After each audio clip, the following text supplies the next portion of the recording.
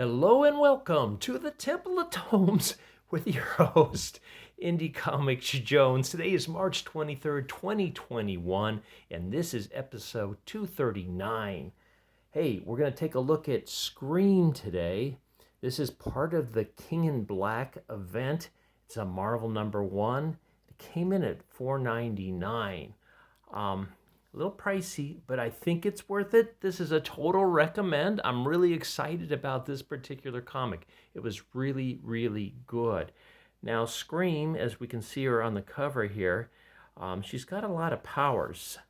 Because she's melded with Hellfire, who is Andy Benton. Okay, that's who the two are symbiotic with right now.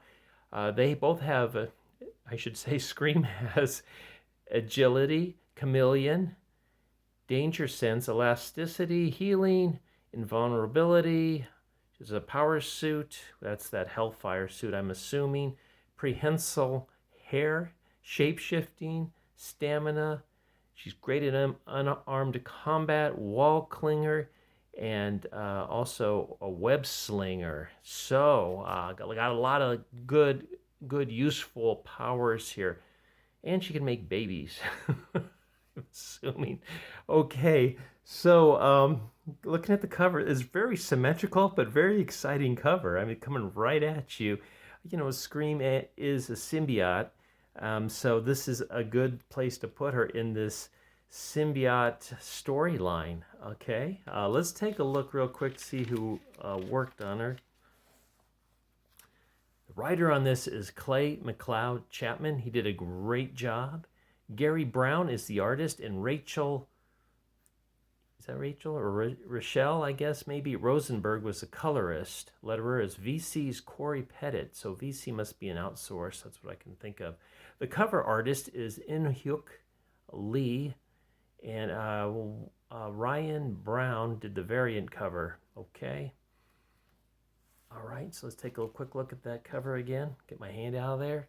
All right, so that's a pretty good cover for just a regular cover, if you ask me. So the story starts out, they're talking about Demogoblin, who I wasn't really that familiar with.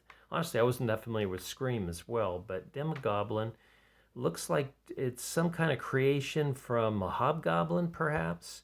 So it flies around on one of those mechanical winged apparatus like the hobgoblin.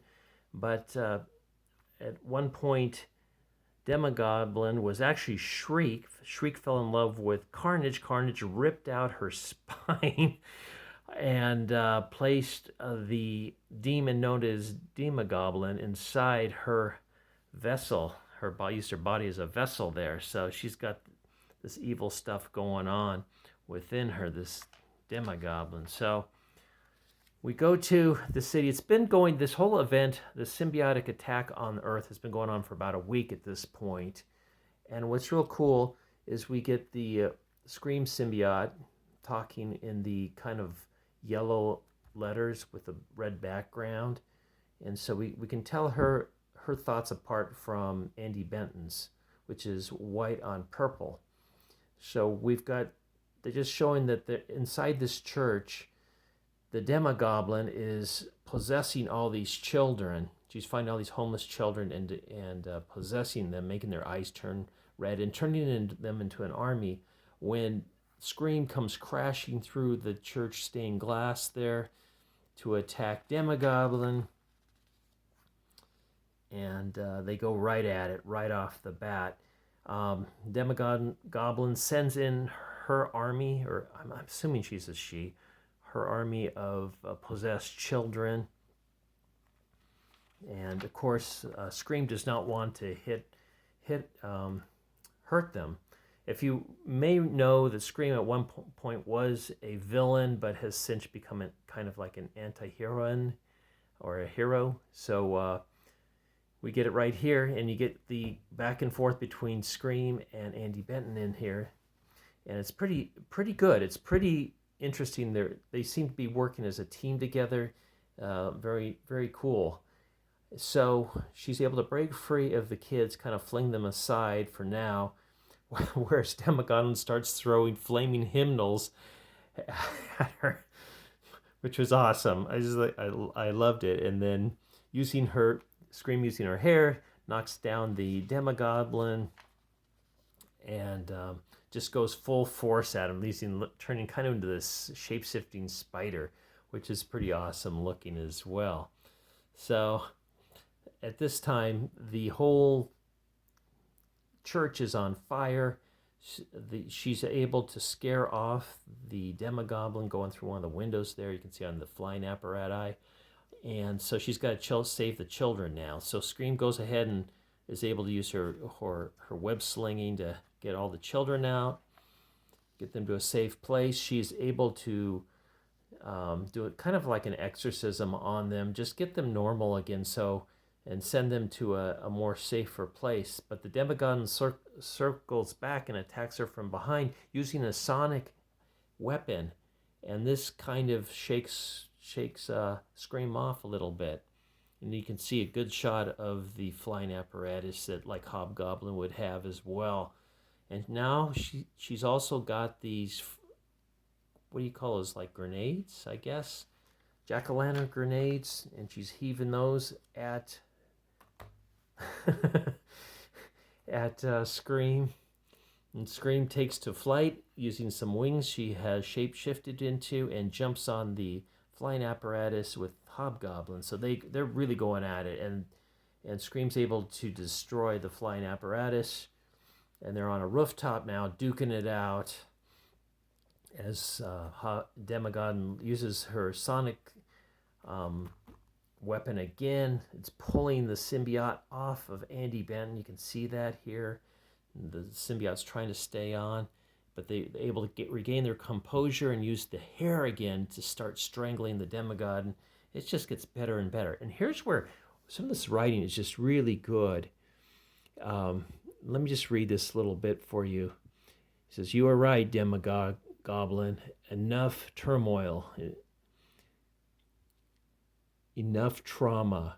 We are tired of believing we are a victim." So I just love that line. We're tired that we're believing that we're a victim. I think that in today's world, everybody wants to be called themselves a victim. These people are tired of it. They're going to use their pain and anguish to rise above that and become something better of themselves. And they do that against Hobgoblin. But in the meantime, and this was inevitable, Null shows up wanting to repossess the symbiote for himself. And of course, Demogoblin is singing the praises of Null to the point where Null just finally just grabs Demogoblin and just tosses him away. Like, get out of here. I'm sick of listening to you. And then we get a little bit of a war going on between the two here as Null has brought in a dragon to attack Scream. So it's really just picking up. It's just really cool. So Null is watching the action above, he just loves watching the fear, the pain, everything, the darkness. So we got like two dragons now tearing at Scream, and Scream's able to break loose, and she's falling to the ground here. Maybe they let her loose, I don't know, and they smash on top of this Dodge vehicle. Maybe it's a Dodge Challenger, but the green, this is where the colors really hit it here. She falls on this green car here, and so you get this nice contrasty look. Just, I love that, the colors right here. As we can see the symbiote starting to slip off Andy. But in the meantime, unbeknownst to the dragons that are coming in for her, the Hellfire symbol on Andy Benton starts lighting up. And it starts shooting Hellfire. It just obliterates the dragons. And the symbiote takes this strength and comes back onto Andy. And they just go at it and just completely knock those dragons completely out. This just action-packed. I just love it. So Null jumps on his dragon and comes charging in. Says, look, enough of this foolishness. Andy goes ahead and gives this dragon a boost of the Hellfire. But doesn't stop Null. He comes in using his sword and just jams it right into her chest, right in the middle of that star there. And looks like things are going to go bad for worse, but once again, Andy is summoning up that hellfire and shoots it up through the sword and just obliterates it, just makes it, melts it away. It's just awesome. And then she uses another shot and just starts tearing into Null. So now she knows that they can actually harm, kind of hurt Null. And Null ends up, after another little blast or so, ends up retreating. So that's how it ends. But I just loved it. So I believe this is kind of a one-shot for Scream in this. They have next the King in Black #5. So they found kind of a couple of Null's weaknesses, and I do believe they're going to press those together to continue on. So really strong. Oh, there was one Easter egg I wanted to point out here and see if I can find it real quick. I thought it was pretty clever of the artist to stick that in there. Something I figure I would have done as well. Can't find it.